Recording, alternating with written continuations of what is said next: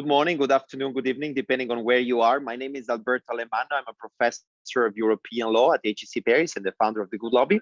Let me welcome you to this webinar hosted by Euroconsumers on how to protect consumers from skyrocketing energy prices. It's a pretty timely seminar that we would like to have with you today. You all know pretty much the scene. Energy prices have been skyrocketing across the Union and the world, and many consumers are already struggling to warm and to light homes. This is becoming a major political and policy challenge for both the European 27 countries, but also for the European itself. Energy was at the center of the past European Summit and, of course, of the European Energy Council. And with the G20 and the COP26 all arriving in quick succession this autumn, it will continue to dominate the EU and national agendas. Let me set the scene by reminding a little bit the outline. First, Spain, it was in September, urged the European Commission to devise some guidance to all member states to react to the price rises. Spain's also urged collective measures such as the joint purchase of gas to build reserves, something unprecedented, never heard before. And the Commission then released the toolbox on October 13th to offer a set of recommendations to the member states on how to relieve the situation, but did not go as far as including joint purchasing as one of the idea floating at the time. In the latest European Summit on the 21st and the 22nd of October, the Council confirmed the Commission's approach, at least for the time being.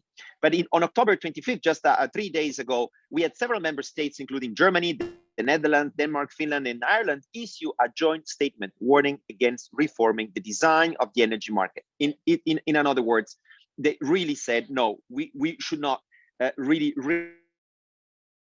think about redesigning the energy market in Europe. This is going to be temporary, so the toolbox is more than enough. The European Council, the next one in December, is going to return to the issue, and the debate is getting bigger and bigger with major repercussions on millions of European citizens in the current political conversation. So together, today, with a pretty stellar panel of experts, we're going to be trying to examine the root causes of this crisis, what it means for the green transition, and what can be done to actually help consumers. So what is discussed? What are the policy options currently considered today? So you can see now on the screen all the speakers we have, and for the sake of time, let me turn to the first speaker, Jan Corneli, Head of Strategy and Policy at 3E and Research Associate at the School of Transnational Governance, where I actually met him only a few weeks ago.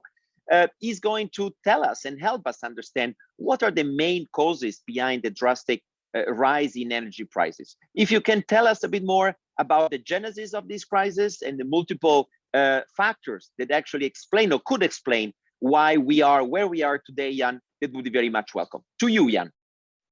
Well, thank you very much. And yes, happy to get into the analysis of what has happened. And I recall early summer, I was talking to an energy minister of a member state, and I told her, look, be careful by the end of summer, if this price development continues, you know, the pots will start cooking over and you'll have a big crisis. So you have to be prepared with measures, otherwise things will become really complicated. And so what happened is, in essence, there's a risk of not being enough gas, and we had a situation with much lower wind electricity production over summer.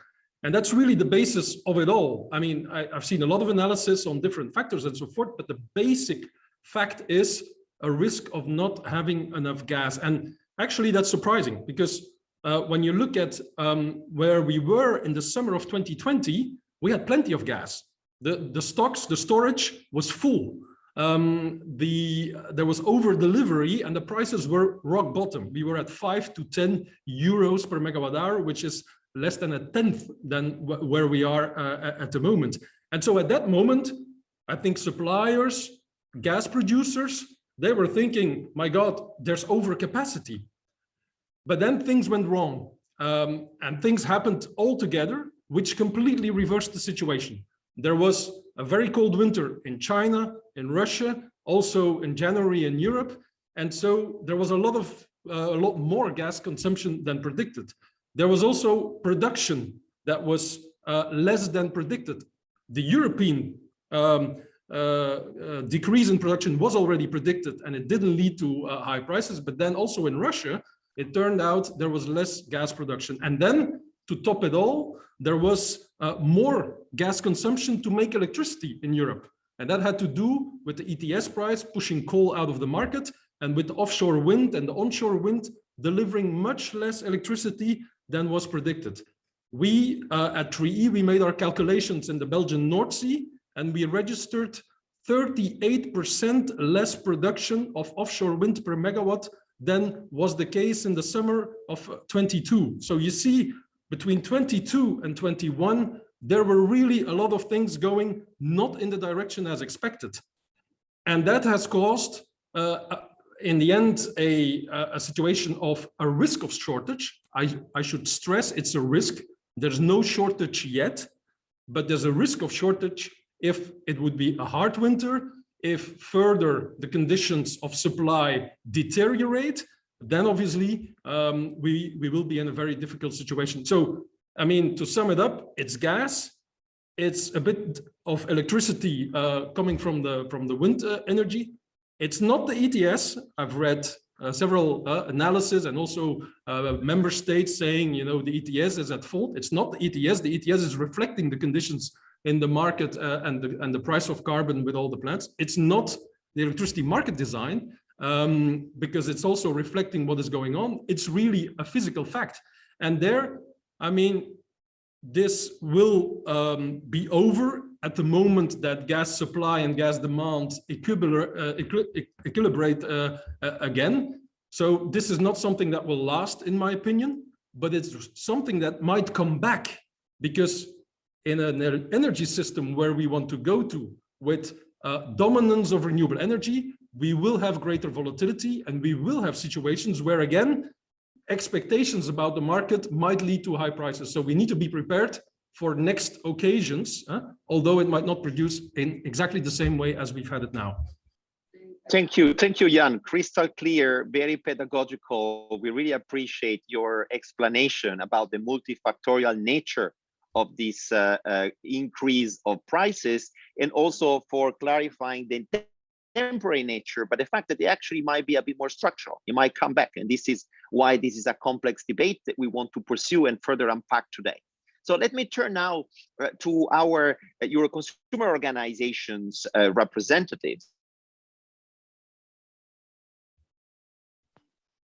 in order to ask, to get a bit, we're going to give the floor now to Pedro Silva from Deco Proteste. We are going to give the floor to Simon November from Testachat, Testancop, and Javier Arranz from OCU, and finally to Luisa Villa, Altro Consumo. So you have 3 minutes each to give a bit of a glance of what is actually happened in your country, the country where you live, where you reside, where you work, from a consumer perspective. How have you been addressing this specific crisis? Pretty unexpected, besides a few experts like Jan who saw this coming already before the summer. To you, Pedro Silva. Hi, thank you, Alberto. Well, in Deco Protest's perspective, this is the consumer in Portugal is at the beach looking at the wave coming, and we need a little bit of context to that. So we share the wholesale market with Spain, and the prices are the same. We had just 15 days of prices above 200 euros. And like Jan just mentioned, this is a situation that comes from June, not at this level, but it's been raising. So it's expected in a way because of the stocks and also the pressure of winter. So the market already hit the consumers in Spain, and we see that in the Portuguese beach. The market or the wave already hit the industry in Portugal because they have short-term contracts that have been revised. So the industry is already feeling the effects of this price increase. The consumers in the regulated market in Portugal that account for 20% of the whole consumers already felt these effects by the prices raising up 6%. So there's an impact there. What's the difference to Spain and some other markets? For consumers, the contracts are fixed term contracts for a year. So the price stands for long periods, and it's only revised in January. So we are expecting for the remainder 80% for the wave to hit, and it will hit hard. Why? Looking at the new contracts that are available, we see a price raise of 30% or over that, which is in line with what's happening in Spain. And again, we share the same wholesale market. So the companies were buying at 50 euro per megawatt, and right now they have to buy it at 200. They won't accommodate that. They will transfer the costs to consumers. So that's the road ahead, and that's what's worrying us. Meanwhile, some weeks ago, the government took some action a little before the toolbox was issued, and they transferred the funds, some of them one-off funds, to the access tariffs. Some other are structural funds that are fully applied now to the electricity markets. That will allow for a decrease on the access tariffs. That's the price you pay for the whole grid. So someone has to pay. So the grid is available to everyone, and the costs for that will go down. And we saw it coming, and we already back in September came forward with some proposals to be discussed, because this is something of this moment, so it's for now, but like Jan just stressed in his speech, it's something that will come back because we are changing the market. We are moving to an intermittent source of energy, and that will put pressure on the system as it is designed, which is a consistent supply of energy by coal centrals, gas centrals, and all that, that just give a continuous output. With wind, water, and sun, we are dependent on the weather, and this will put pressure on the way the market is designed. So, in a nutshell, what do we in Portugal act and try to defend? First of all, a decrease on the VAT tax to a minimum. We are talking about an essential service, and which is not a choice for consumer, like buying a gold ring or a Coke or a car or cigarettes. So we defend that the VAT should drop to a minimum. And that is something that has been ongoing for years, because in Portugal, we are on top of the ranks for energy prices for a long time. The taxes over energy account for a large portion of the final costs, which are, again, above the EU average. So that's the first point, and an immediate point that is also on the toolbox suggested by the Commission. The second point is to relieve the burden of the political costs that are in the bills. This should be moved outside the bills and quite clear to consumers what they are paying, and not mingled in the invoices that you receive, and you don't really know what you are paying for. So that's something really important. In the midterm, there are other measures that we have been defending, and it's also on the toolbox proposed, but we should increase the pace to adopt them. Self-consumption to get people less dependent on the grid, storage for the renewables, it's key in this transition, because when there's too much wind and too much sun and too much water, you can store the energy coming from that and recovering it later at a better price. We have 7 measures. I won't go through it all because it's only 3 minutes, but the bottom line for this discussion will be to revise the market design, because it was designed long ago and there are some inefficiencies in it. Feed-in tariffs and the carbon titles are just part of this equation that come together to try to fix parts of this marginal price setting. And we think that this should be really discussed, because as it is now, there are consequences for the consumers, and also something not to neglect, the competition, it's being harmed two companies just left the Portuguese market because there are small companies working on the spot market. They cannot deal with the spot market prices nowadays. So bilateral contracts, or PPAs, as you want to call it, are vital to assure a price that it's in the long term or in the medium term more visible and stable to the consumer, and to avoid this kind of behavior in the markets that right now it's an effect for the winter, but what I think about it is it will be structural in the future because of this energy transition that we are facing. Okay, thank you, Pedro. Very clear the message from Portugal. The situation is of concern. It has been the case for some time, and the Portuguese government has been quite proactive in stepping in, but there is a case, according to DECO, protest to review the structure of the energy market, and you gave some unintended consequences of the current design, and you actually built a case for it. Let's hear now to the Belgian story by giving the floor to Simon November. Good afternoon, everyone. Thanks for having me. So as far as the Belgian situation is concerned, energy prices are going through the roof.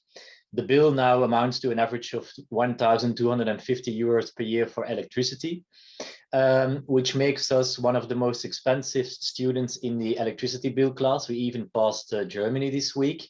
And the natural gas bill averages 2,500 euros a year. So those are really dazzling numbers. So the biggest increase, of course, is the gas, but policymakers in Belgium and all over Europe have little control over that. It's especially the electricity bill, in our opinion, which is really a problem, because 70% of the bill, as it is today, consists of transport of electricity, but especially a lot of taxes and duties in order to finance the green energy transition. That this was done at the time because everybody consumes, of course, electricity, and in the electricity bill you can cover taxes in sort of a sneaky way. But it's unfair because electricity does not distinguish rich from poor.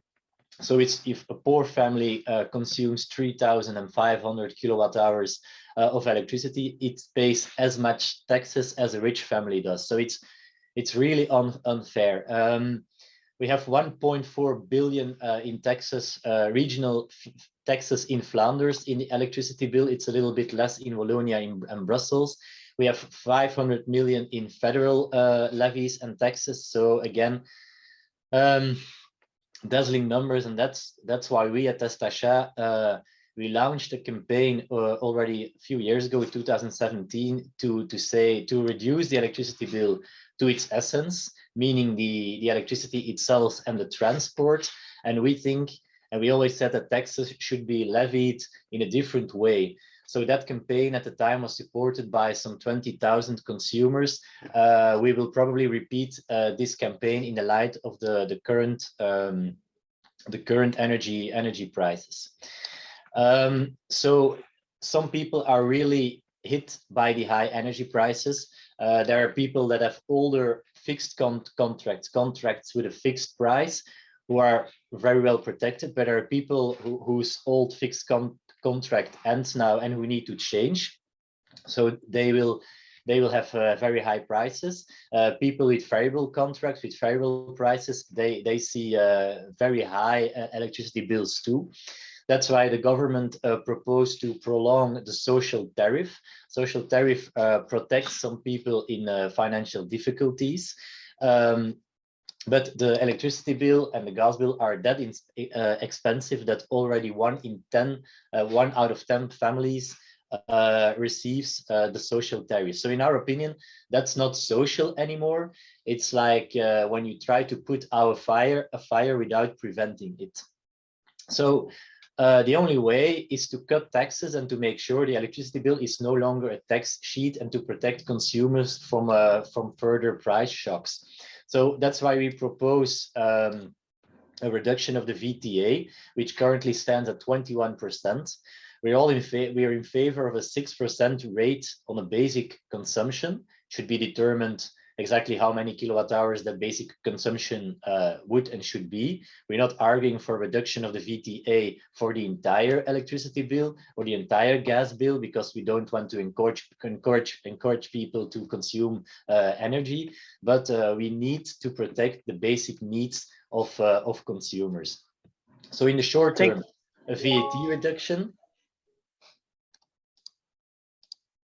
So in the short term, a VAT reduction. In the long term, we plea for to have really a tax shift in energy. So taxes and public service obligation out of the bill and financed in another way by means of general resources, or a climate tax on products and services to be determined. Kerosene, for instance. Why not e-commerce? So we can be creative there. But taxing the electricity bill is really unfair. So government, federal and regional, are trying to diminish taxes from the electricity bill to get taxes out. But in our opinion, it's too little, and a big tax reform is needed in the near future. Thank you very much. Thank you, Simon, for providing the Belgian story and showing us which has been the Belgian government response so far, and in particular in highlighting the regressive nature of this increase, which apparently is not even covered by the social tariff as it is today. So it's no longer a social issue, it's going well beyond, it's affecting many more segments of society. What calls, in your view, in Testascha view, Testankoop view, for a deeper tax reform, in particular with a VAT reduction as a short-term measure. Let's turn now to Spain. So we're going to go back to the Iberic Peninsula to hear Javier Arranz's story from OCU. Hi, as my colleague Pedro Silva said, the status for Spain is very similar for with Portugal, because we share the same spot market. So the price are very similar and the problem too. But one of the important difference for Spain is our regulated tariff. As probably you know, we actually have a regulated tariff, a tariff fixed by the government, by the minister, and this tariff is linked, indexed to the spot market. So this change in this high price that started Spain in June is applied to the Spanish consumer directly in the next day, in the day by day, because our regulated tariff is indexed hour by hour. So we have each hour the price we pay each hour, the tariff that the spot market fixed day by day. So our campaign, our work in this area start in June. We launch in Spain, we launched a campaign where asks, with the help of the consumer, some special measures to the government to come back to fight against this high price in the electricity. We claim for a tax reduction in the VAT. We have a 21% of VAT. We ask for to eliminate a special tax that we have for electricity, and we ask to, at the same time, for what we consider what is the most important problem that we have is the marginal price that we use to fix the price in the spot market. We consider that they are not. It's not. We have not a good. We are not good argument to have a marginal price to use a marginal price in the spot market with a lot of the generator that offer the energy in this spot market have not marginal price. We have renewable, we have nuclear, we have hydraulic in the industry where the marginal price is similar to federal. So we consider that it's not logical that a very low part of the generator, the gas generator, decide the final price of the spot market. And in Spain, we have an additional problem with the hydraulic. The hydraulic generator have an important part of the market. If the production of the hydraulic generators is important in this area, And what we see in the spot market is that is not doing a lot of hour is not the gas who fix the marginal price at Spain or the OMIE in the Portugal and Spain market, is the hydraulic generation who fix the price. So what is the problem? The problem is that the hydraulic generation that have the capacity to open or close the door of the door to produce energy have the possibility to fix more or less the same price that the gas generation. So this is an additional argument to say that we need to change this methodology to fix the price. So it's at this moment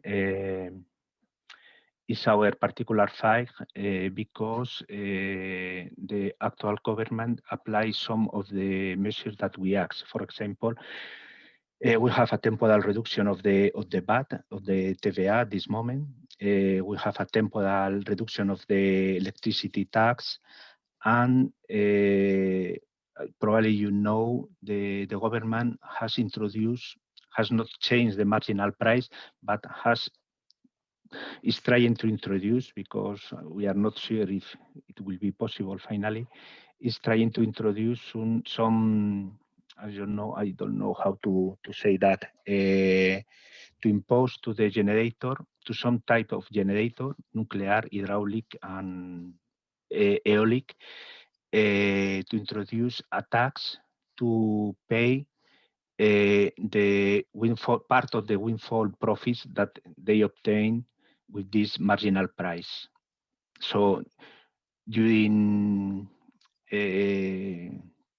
science, we have had a high price for gas and high price for CO2 drought, ETS, during this period, some generator, hydraulic, nuclear, and aeolic, should pay an amount to the system. And this is the last change.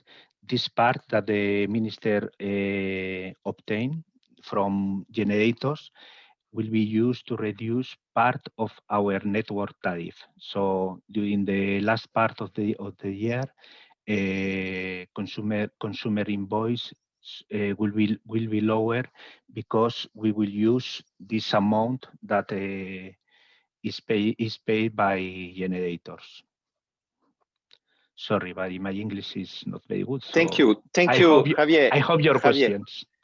Javier, everything was very clear. Thank you for taking the time to complexify even further the debate and also the response by the Spanish government, which factually has been certainly the most responsive government with a variety of measures. We can agree or disagree, but this has become a major political hot potato for the government, and there was a lot of consumer response also because of an organization like yours. Let's now turn to the final national experience we want to hear from. We're going to turn to Euroconsumers and to Luisa Villa to hear more from Italy. Hello, everybody. So nothing to say much more about the situation, because in Italy too, the prices rose a lot. And in September, the Ministry of Energy Transition announced that we should attend a 40% increase of the energy bill. That was a very striking announcement that put everybody in alarm.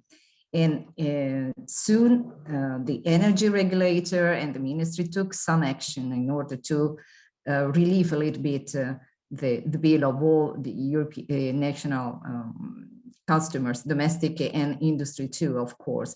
And so most of the measures were common to other countries. For instance, they increase the bonus for the energy poor, which is a mechanism already in place for supporting families that have economic difficulties in paying their bills, energy bills. But also they intervene by more than freezing, completely put to zero part of the cost that are in the energy bill, especially in the electrical one, which we call it general cost of the system. This cost cover and finance, for example, the renewables, the dismantling of the nuclear power. You know, in Italy, we had we renounced completely to the nuclear power in the past years. And the 3 to 4 central we had are under dismantling since 20 years now, and they're still there. And other costs of the system related to electricity, but not directly to consumption. This part of cost normally account for the 20% of the bills, which is a huge amount. If you consider that the commodity itself account for a little bit less than 50%, then you have around 19% for transmission and transport of the energy, and 80% of TVA and taxes. That's for electricity, because the gas is completely different. The landscape there see that the taxation, levies and taxation accounting for, let me say, 39%. So you can see that there are 3 more burden on, for taxes on the gas than on the electricity. So the measure taken were, of course, adapted to the 2 market. The cost of the general cost of the system were put close to 0 in the last quarter of this year. And for the gas, the TVA was reduced to 5%, while normally, especially for those that use gas for heating their homes, which is the rules in Italy, accounted for 22%. Using all these, let's say, provision altogether, they were able to alleviate a little bit, but you have to consider that before, in the first quarter of the year, the price of the electricity was less than 10 cents per kilowatt hour, and today is more than 22 cents per kilowatt hour, so it's more than double. Of course, this is a situation that needs to be taken into consideration, adopting structural changes in what is the construction of the bills, of the energy bills. And that's what we ask in our petition to the government. So definitely put hands, try to work on the structure of the energy bill in order to leave out of the bills the costs which are not directly linked to the consumption, such as this so-called general cost of the system, that should be put on the general taxation, at least partially, because the burden probably will be very heavy and not acceptable for the general population, but we can discuss upon it and try to move, because this should be the direction to be taken. And of course, lowering down the tax between levies and VAT, the pressure over there is quite huge. If you think that almost 40% of the bills are taxes on the gas sector. And we need, furthermore, and that we ask clearly, a clear roadmap for boosting renewables that have been shown to be the way out of the dependency from imports of gas and electricity from abroad, especially for Italians, and see finally a concrete benefit for having fitting these renewables with our bills since more than 15 years now, and have concrete benefit on the energy bill of the nation and of the consumer itself. Of course, the question of the marginal price, it's an issue, but we don't have a better solution up to now. The question is what kind of possible alternative to pursue. It's an open question, and I think today it's an opportunity to discuss about it. For sure, the fact that the renewable have a stable and lower price, but that the global consumers cannot benefit from this when they pay their energy due to the marginal price set by the gas power plants. So for example, at least in Italy, it's not the hydro, it's the gas normally, or the carbon in the worst condition. that fit this marginal price is not the best, is not the optimum. Ironically, we had in the past, and for the gas sector, long-term contracts that prove at the time to be not beneficial for consumer because the spot market were more convenient. So we move to terminate this long-term contract for the gas sector and opting for the spot market. And nowadays we are paying. So if you look at this, you can easily understand how there is not one silver bullet forever. And you need to think about strategies for facing this kind of rising pricing in the future that may derive from different mechanisms and situation. In this case was a very unfortunate combination of increase of demand and decrease of the production. But in the future, who can ensure that there will be something else and we have to face it? That's for Thank you so much, Luisa, for providing the Italian story and also raising some of the difficult trade-offs the regulators and policymakers are facing today. Before turning to Adela Tesarova, who is head of unit for consumer, local initiative and just transition at the European Commission, DG Energy, I would like to give the floor to Jan to make sure that one of our experts here in the panel will have the chance to somehow address one specific issue that has been one of the refraining your intervention, which is the marginal price. So perhaps to you, Jan, for some reactions on that. Yes, very happy to go into that issue because several of you have raised it, and it's indeed an important issue. Now, my take on this would be, I mean, the marginal price, the wholesale market price doesn't lie. I mean, there is a risk of a shortage of gas, and we need gas to close the electricity system, demand and supply. That's the situation we are in. And this risk is translated obviously into a higher price, which sets the price for the whole market, because otherwise there will be shortage. The alternative to such a high marginal price is what the Chinese are doing, is curtailment, is saying we will just limit the electricity consumption and we will limit the gas consumption. That's the alternative. So I think this idea that there's something better than this wholesale market price is a difficult issue. The IEA has calculated that in the 10 years that Europe has switched to that marginal pricing, there's been a benefit, including this high price moment at the moment, of 70 billion euros, which has been transferred to the consumers. I mean, and I think Luisa has pointed that out rightly so. We switched from the long-term contracts, which were not in the interest of consumers, to more of the wholesale market price indexed formula, and that has been a benefit for most of the consumers when the gas price was down. Now it's up, and we need to deal with that issue. And to deal with that issue, I don't think we should attack the marginal price. We should attack suppliers who have been too dependent on the spot market. I mean, it makes me think of the bankers in the banking crisis, taking money from the money market, spending it, and then all of a sudden when the money market dries up, they say, ooh, we're in trouble. Yes, well, I think some of these electricity and gas suppliers have been as lousy as some of these banks were 10 years ago. So we need to have a look at the suppliers and their behavior. They need to hedge their positions with a mix of long-term contracts and wholesale market provisions. They should not completely rely on the wholesale market. That's not a business.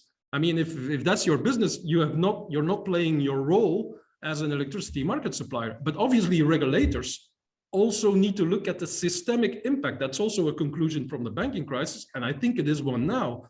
We knew that with more renewables on the system, sometimes it's down, and then we need gas or coal. But why don't we have pumped hydro? Why don't we have the batteries? Why don't we have more of an insurance already? The flexibility of demand and supply, consumers switching off and on, to tackle this intermittency much better than just saying, oh, we'll increase the gas tap. And oh, by the way, Gazprom, we tore up the long-term contracts, but now we want you to deliver urgently because we need them. That's not going to work. So we need to adapt to the new world of renewable dominant electricity markets and make sure that we deal with this better. The problem is not the marginal price. The problem is the behavior of some of these suppliers and the systemic effects that we have altogether underestimated.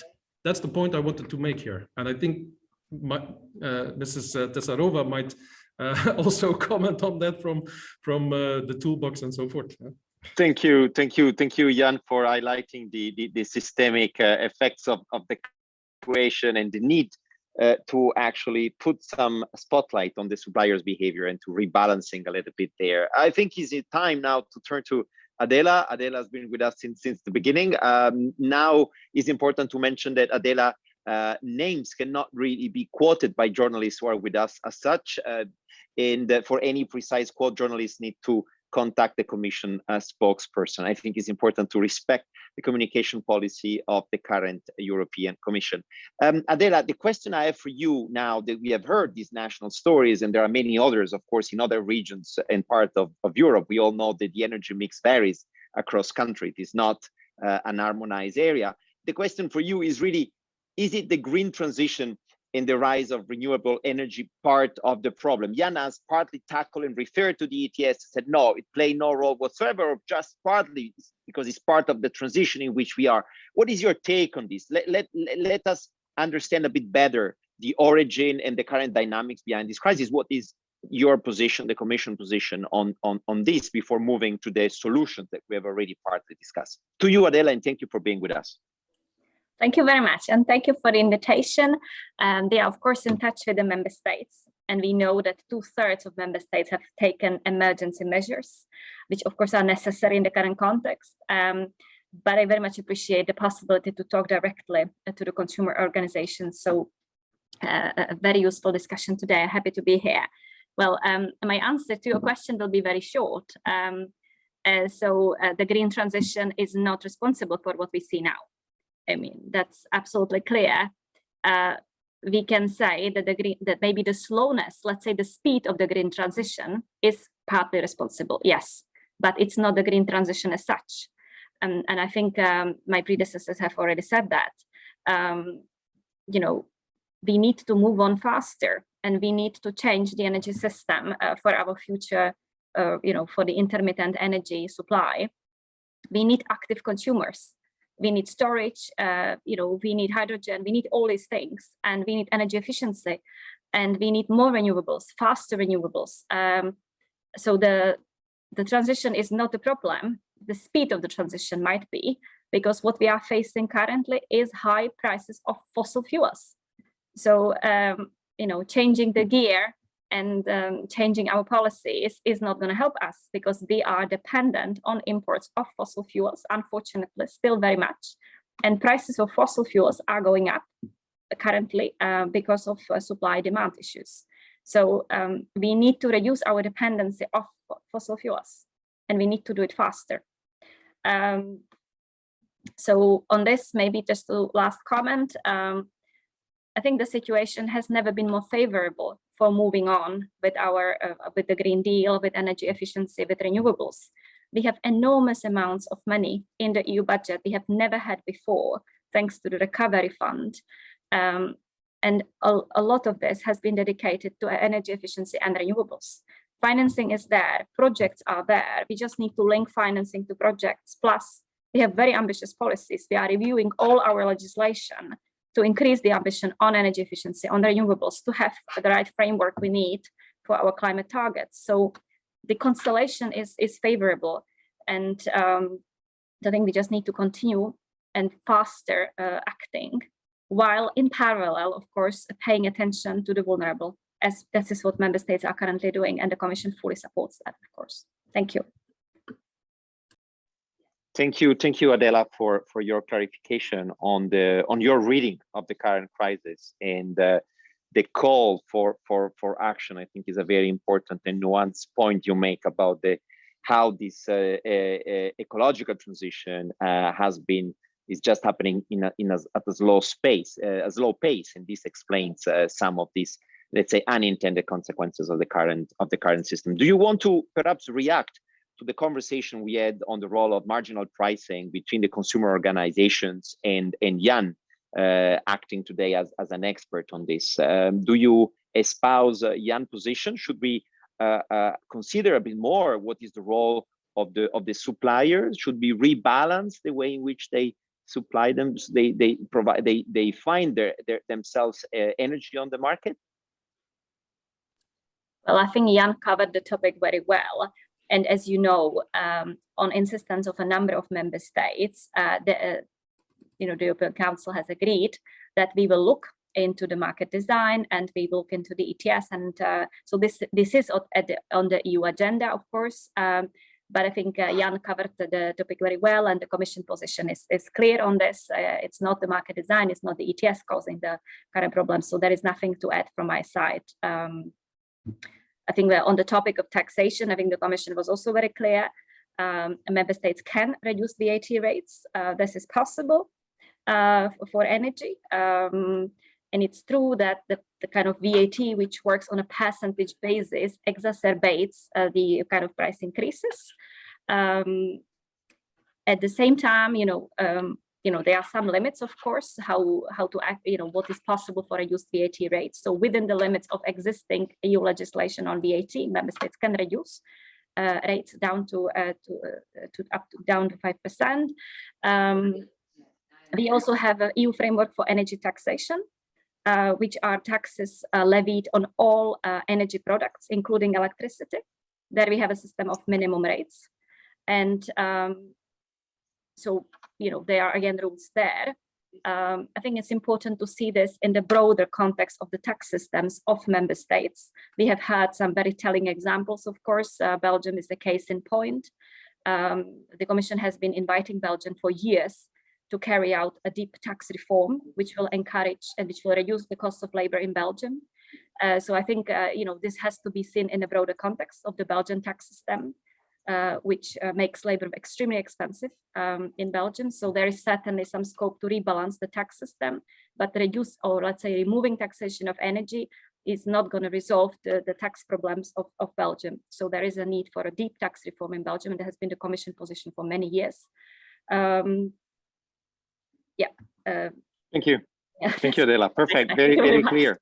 Very clear. And thank you for reminding the framework within which member states can actually reduce VAT. This is important, and we see more and more European countries doing so.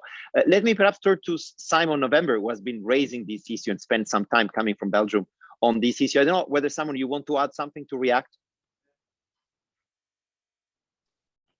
No, it's true what Adela said. So we in Belgium we urgently need a big tax reform. She was speaking about labor costs. It's absolutely true. But of course, this webinar was focusing on energy and also as far as electricity is concerned, we are 70% of the bill consists of expenses or things that are not electricity itself. So that's a lot that needs to change, and there are alternatives.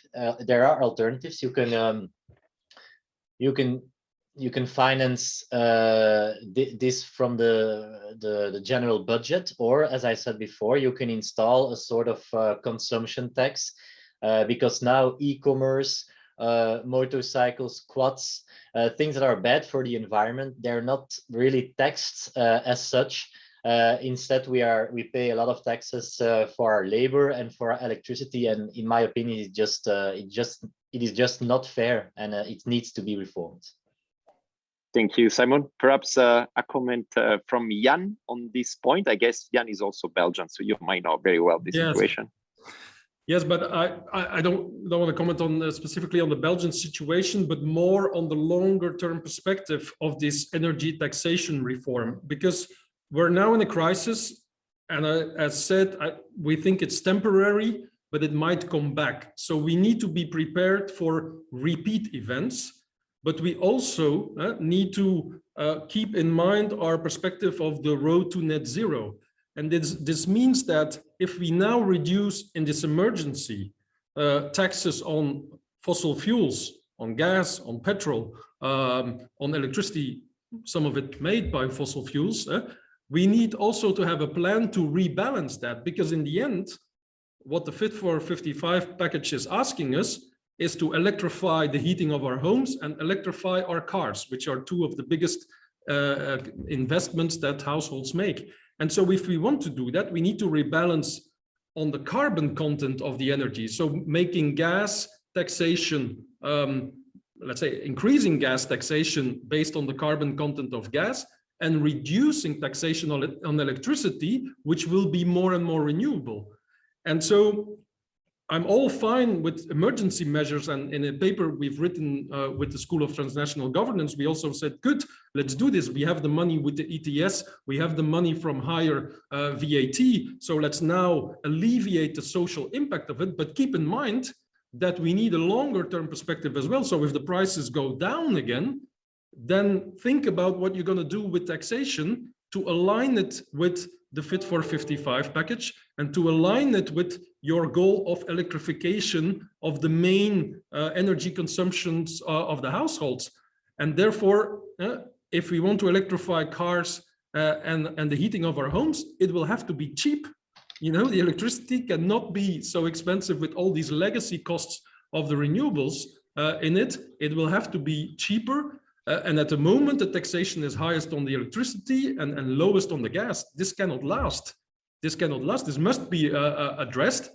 This is a good moment to decide it, but we have the time to sort of grow into the new system with the gas prices coming down, electricity prices coming down, hopefully, and then adapt the taxation on it. So we need to think about this more dynamically than we have done so far. Consumers must be guided to that long-term future and not just saying, well, here's a check, here's a bonus, your bill will be lower. It's socially very important now. I'm for it, but we need to think about the long term as well, and you need to make the decisions at the same time.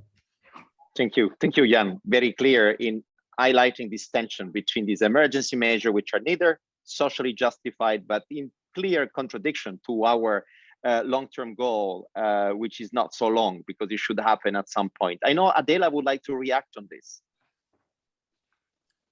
Just very briefly, to complement what Jan has said, because as you know, in July, Commission presented this Fit for 55 package to implement the European Green Deal.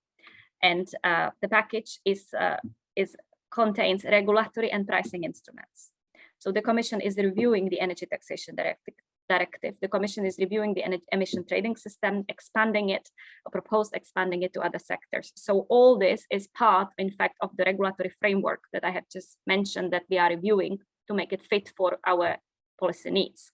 So all this is on the table being negotiated with member states, including the energy taxation system in Europe. Yeah, thank you. Thank you, Adela, for clarifying what is in the big package there. Let me turn now to this final moment in which we are going to ask our speaker basically what is their wish, number one, for this situation unfolding. And let me start from Pedro. Based on what we heard today, what is your wish number one? What you would like to see happening in the coming weeks and months? What is the direction? Well, taking all this and a very fruitful discussion that we are having, we need a strategy, a clear strategy that can adapt to the dream that we all have of a decarbonized world in 2050. That's not discussable, and we are all along with the Commission, the European Union, and the desire to decarbonize our world and Europe. So how we get there, it's the main question, and political dream of a better world must cope with reality. And reality right now is these high prices, but also not strictly confined just to the electricity. It's also dependent on the electric cars or other forms of decarbonizing.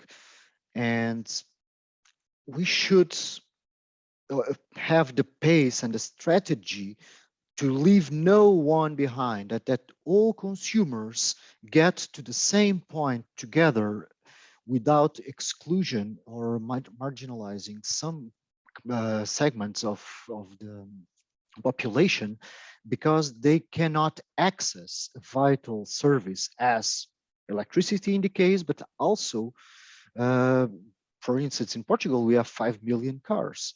You cannot ask people to change all the cars all of a sudden for electrical or other sorts. So that's the main challenge that will be answered in the coming years. Thank you very much for this comment, Pedro. Let me turn to Javier. Javier, what is your wish?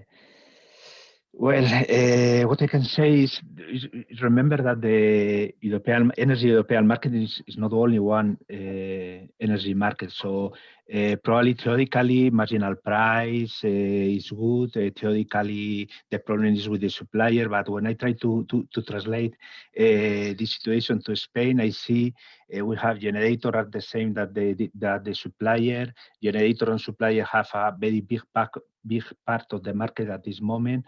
And we have not interconnection with Europe to transport electricity. So really, I consider that we need to do a lot of change to have a competitive market in energy. So we need to change a lot of things. And during this period, perhaps you need to apply a special measure to combat this situation, this high price situation. Thank you, Javier. And to Luisa, your wish, what do you like to see happening now?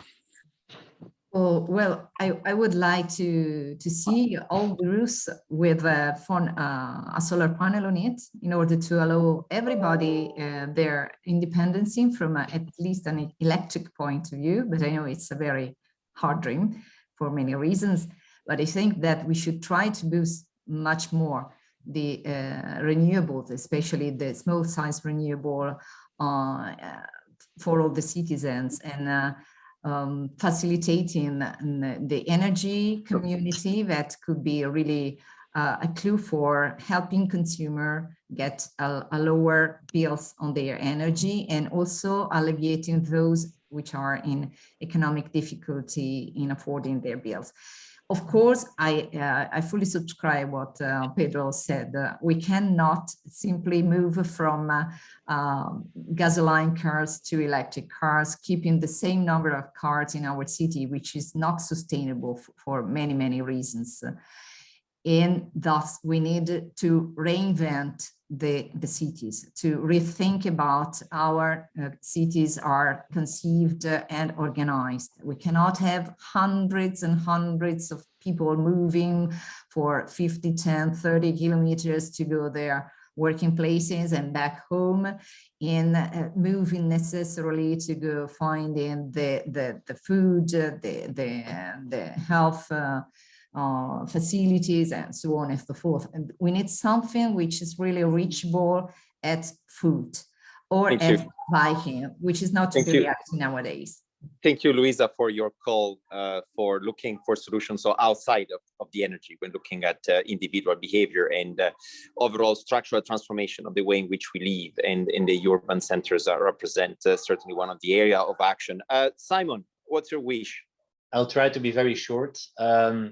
The decarbonization will cost money. We need to electrify our society. That will cost money too.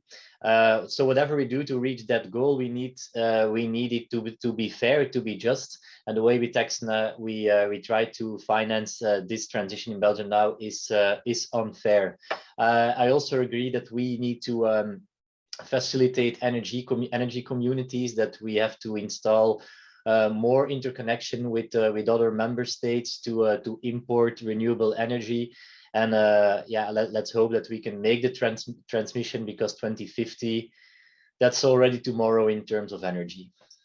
Thank you, Simon, for your brevity and clarity on this. And let me turn finally to Jan for his own wish. We're not going to ask any wish from Adele. It's not her job to express wishes. she's a civil servant leading one of the most important units at the G Commission. So no wishes, just action. But Jan, you are entitled to express a wish.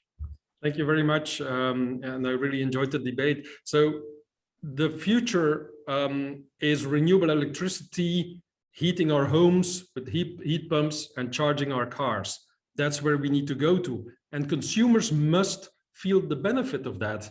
And that's where this is a wake-up call. We are not prepared for some of these unintended or unexpected consequences on volatility of the markets. And that's where we need to do a better job. Suppliers need to do a better job. Regulators need to do a better job. Governments need to do a better job, because instead of spending all that money on emergency measures now, we should help with the investment into that renewable future. And so my wish is that consumers are taken along on this road to 55 and then net zero, and feel the benefit of this, and also that there's some protection against difficult moments that will inevitably have on this road. So that's my wish, and I think it can be done. There's many technical measures on that. I'm not going to dwell on that anymore, but we can get there. So let's make this happen, and let's take this as a wake-up call. Thank you, Jan, for your final call, which I think resonates with all the speakers. Please join me in thanking all the panelists for being here with us today. Thank you to Euroconsumer for bringing us together, for having such an important conversation that hopefully has been contributing to informing the debate and creating new forms of dialogue, and this clear role that citizens and the citizenry should play, and to be on board on those major policy transformations that are really affecting their lives. On this note, thank you again to each and every of you, and hopefully we're going to see each other to pursue this conversation in the coming weeks and months. Thank you.